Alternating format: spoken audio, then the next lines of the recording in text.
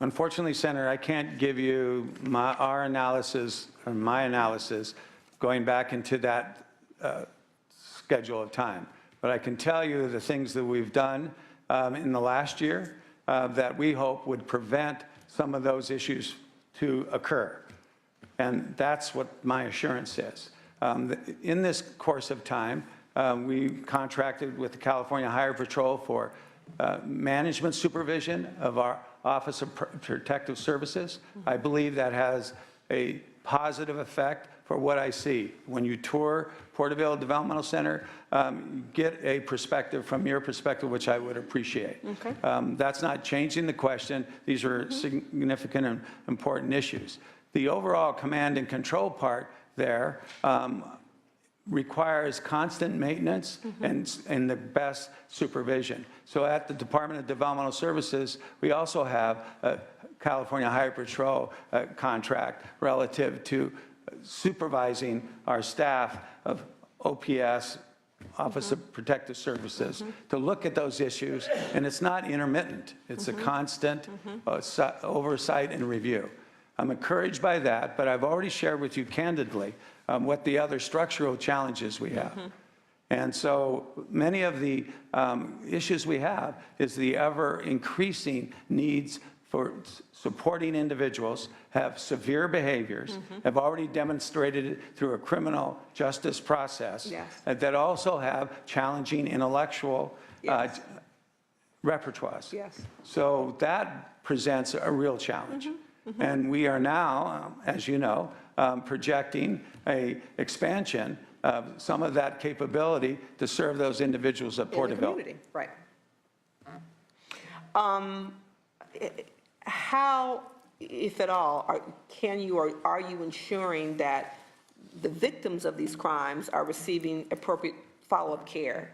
I'm clear on your new contractual relationship with Highway Patrol for the policing and the law enforcement, the investigation piece of it. But for support services for victims of crime, what role do you play?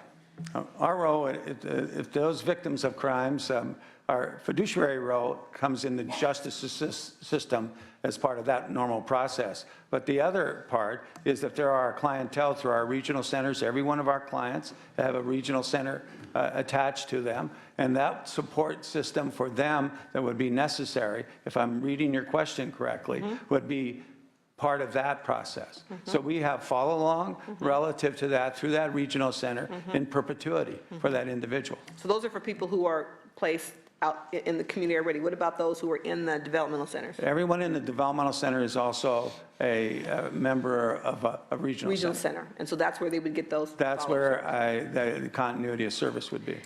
And so I would ask that we figure out a way that you are able to inform the legislature, because this is such a emotional, long-term contentious issue that we have struggled in getting clear answers.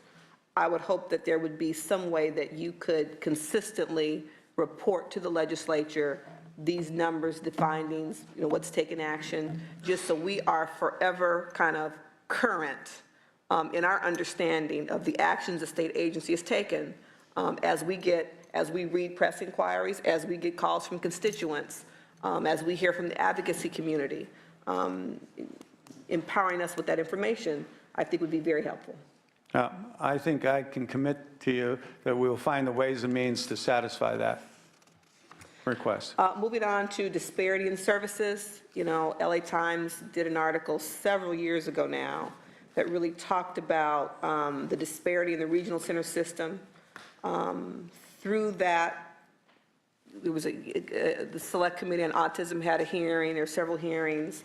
Through the budget in 12-13, we required the Department of Regional Centers to annually compile data relating to purchase of service authorization, utilization, and expenditure, because the disparity reflected ethnically. I had a perfect kind of example in my own district that I represented then and continue to represent with Clark South Central Regional Center compared to West Side Regional Center. And the names of the regional centers alone give you a clear picture of who goes to which regional center. quite frankly, and the ethnic breakdown and the socioeconomic status of those members. The purchase of service data continues to show ethnic and racial disparities. My question to you is, what is the department doing to address these disparities, and what will be the department's next steps if disparities continue? The most recent third-year data, this is an excellent database that, as a regional center director, I really supported the whole idea of creating this. Now with the third year, the data becomes even more significant, and part of our plans through the department, through the regional centers, will be to address regionally some of those issues. The newest data is just coming in. All the regional centers post those data, as you said, just for everyone else listening. It goes right onto their website. It encourages at the local level all of those people in that geographic area to be brought together to talk about what they suggest are good remedies for addressing some of those, what appears to be obvious inequities. And that is always the bedrock part of where we go first. I think we're going to be very aggressive with these data that shows pretty good patterns now of data, that we will encourage the regional centers for plans of actions relative to that community input that they already have been building as a good base. They deserve credit that they've already had these community-based meetings. From there, they've identified leaders from those communities. And part of the great part of a regional center system, it should be reflective of its constituency. And that includes some of them moving on to the boards of regional center. That doesn't solve these issues, but it provides a way for constant attention to it. And that's what we will expect. So you can count on that from us, and I know you will ask me that again. That I will. And frankly, you know, we got to the data collection was not the first bright idea. We got to that because, you know, we had this situation. Regional centers pointed at the department pointed at regional centers. And regional centers told me at the time that it was more the department in terms of the reimbursement. You all said the regional centers had different ideas and provided different points of service. Regional centers claimed that, you know, that there were some services that were more readily available in certain communities. Families and recipients said, no, Regional Center A will pay for this, Regional Center B won't. So it was this very complicated who's on first, what's on second scenario that got down to the best we can do at this point is data collection. Some regional centers supported it, some even balked at the data collection. So I'm glad that we're now at year 3. We do see the consistent pattern. It validates the LA Times assertion. And so I will hope that we will continue to talk about and figure out and begin to continue to pull the onion layer pieces back, because, you know, what I recall walking away from that feeling was that the regional centers perhaps needed a little more clarification from the department or tighter regulation, for the lack of a better term, in terms of consistency of services between one regional center and another. Well, and so as a recipient, whether I lived on the west side or the south side or the east side, I know my child could get access to the services that every other mother's child could as well. We agree with that premise, and I can assure you again, there are regional center directors in the audience, and of course, there's many of them listening. I can promise that the next step is exactly what you already suggested. Okay. And those action plans come from the regional centers and our relationship with the Association of Regional Centers.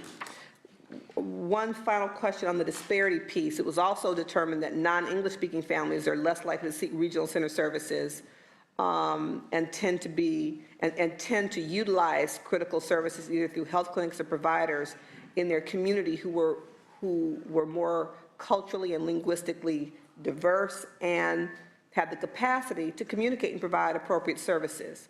And so it was also important that all the regional centers had appropriate written documentation so that all of their plans, their individual and the family plans, I don't know the exact acronyms, No, that's accurate. were written in a language that they could utilize.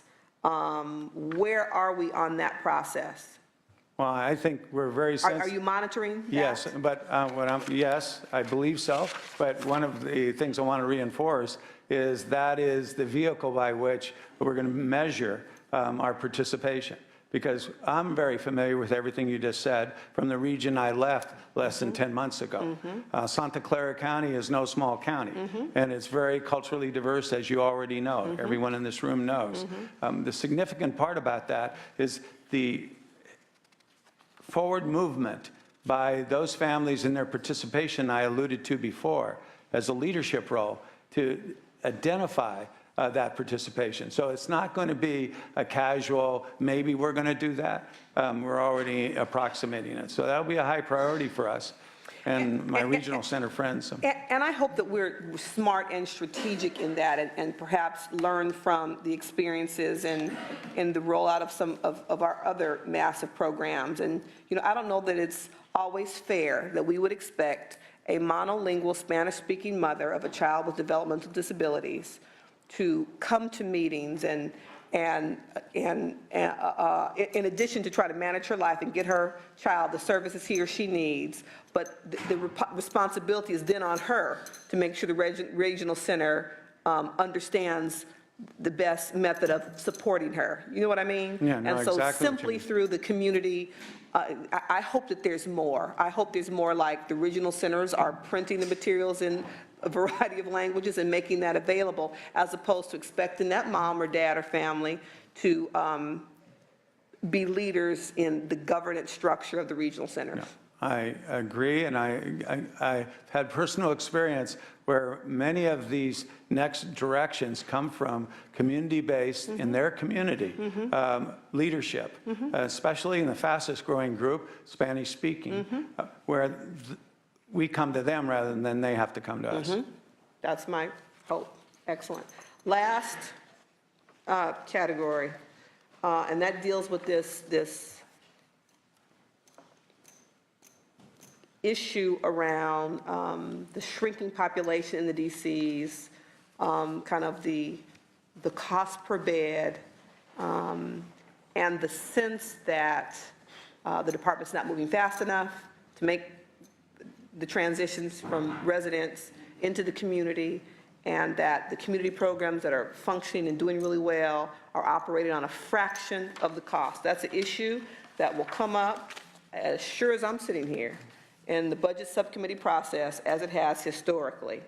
The budget for the developmental centers totals somewhere around $500 million. That was in 13-14, with about 1,000 beds remaining filled in the DCs. What's the plan? You know, I'm clear that we can expect that kind of per bed funding level to follow the person into the community. It's a different structure. You're paying for overhead for this big, huge facility that's old. I'm clear about that. But what's reasonable to expect?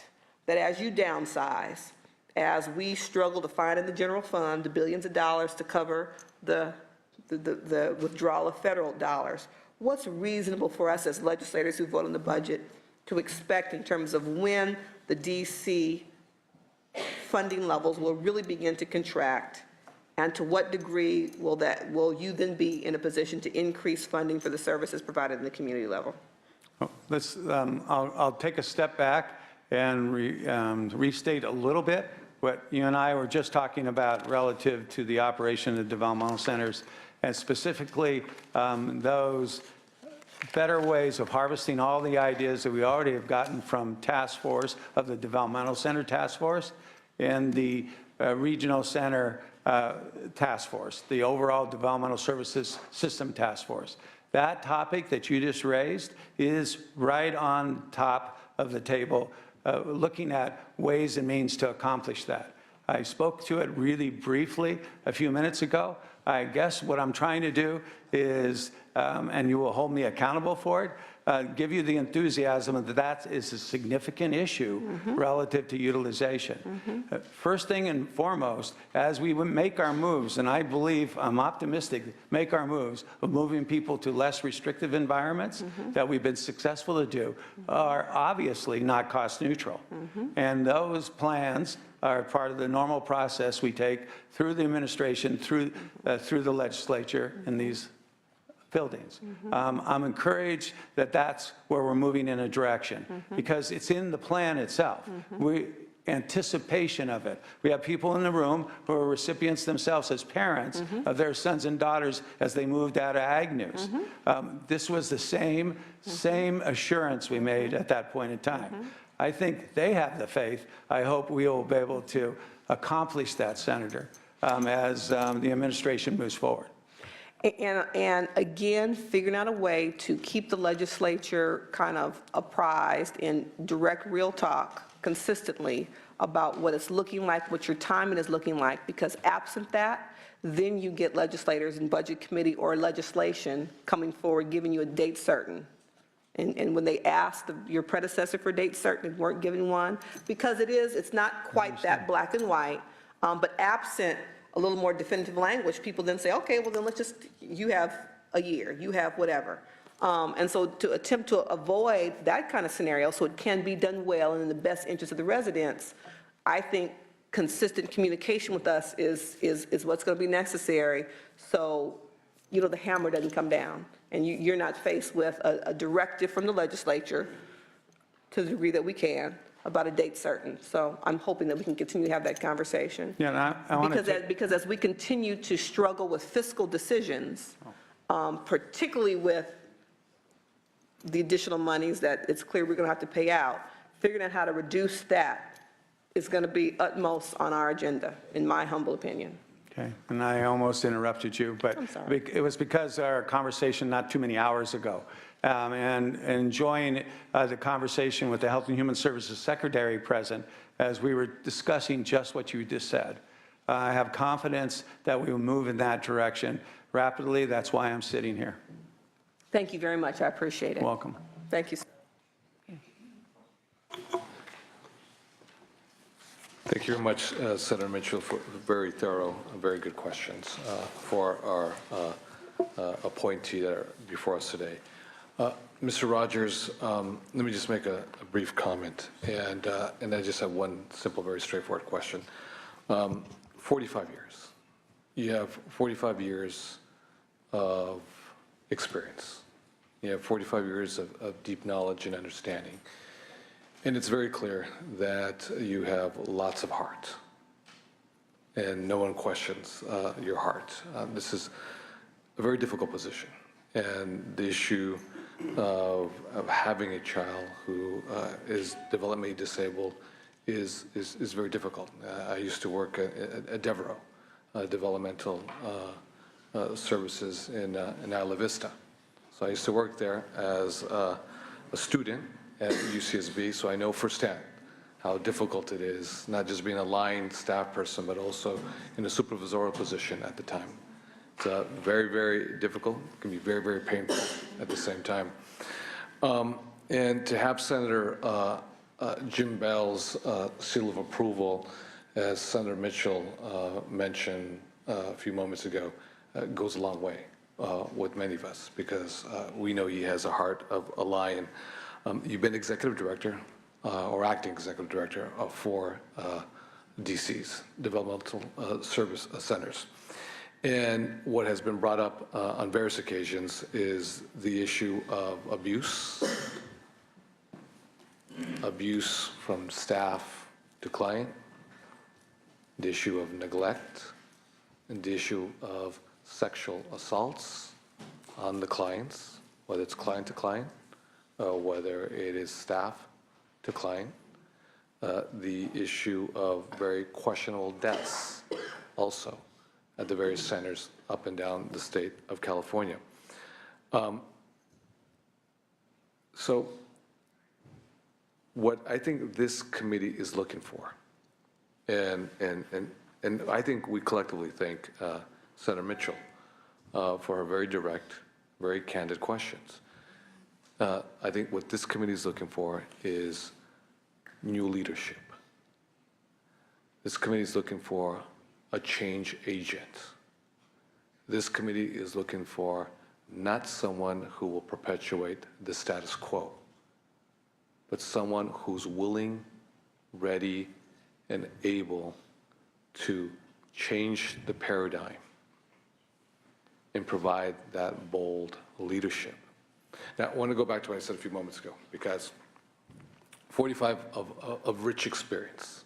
You've been there, like no one else.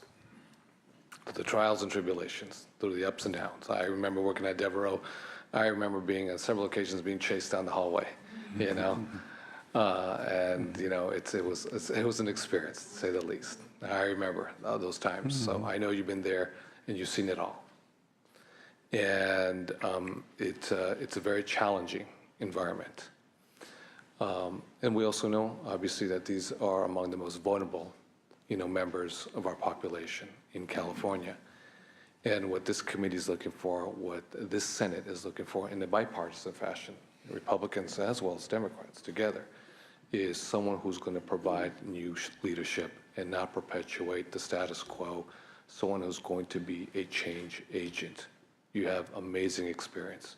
You have deep understanding. You have been executive director and acting executive director of 4 developmental centers. You were there with a very, very impassioned and emotional speech from someone who has a lot of cachet in the Senate, in Senator Jim Bell, with the Agnews closing down, and what you did personally, especially as you made reference to the twins. So my question is a very simple question. It's a very simple question. But I think it's a very direct question. I want you to really think about this one too. Are you ready to provide new leadership as the director? Simple, straightforward question. I ask you that, and we obviously want to hear your answer. And I think that in the subcommittee, Budget 3 of the Budget Committee,